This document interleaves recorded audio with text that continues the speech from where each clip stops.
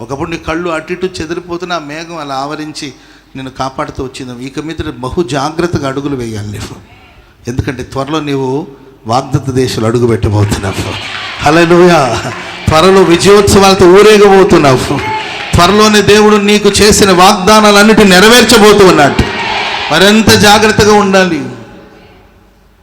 ఒక్క పూట కూటి కోసం జ్యేష్ఠతపు హక్కును అమ్మివేసిన ఏశావు వంటి భ్రష్టుడు వ్యభిచారి ఉండునేమో జాగ్రత్తగా చూచుకోమని బైబిల్ చెప్తుంది. దేవుని ఆశీర్వాదాన్ని పొందముందు చాలా జాగ్రత్తగా ఉండాలి.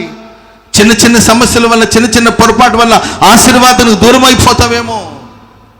నిన్నటి మొన్నటి వరకు మేఘాలతో కప్పి అగ్ని స్తంభం గుండా నడిపిస్తూ వచ్చాడు. ఇప్పుడు నీవే వెంబడించాలి. కాలమెల్లా చంటి బిడ్డలాగా ఉండకూడదు. నీవే నిలబడాలి, ప్రార్థన చేసుకోవాలి, పరిశుద్ధంగా ఉండాలి, నలుగురికి మాదిరిగా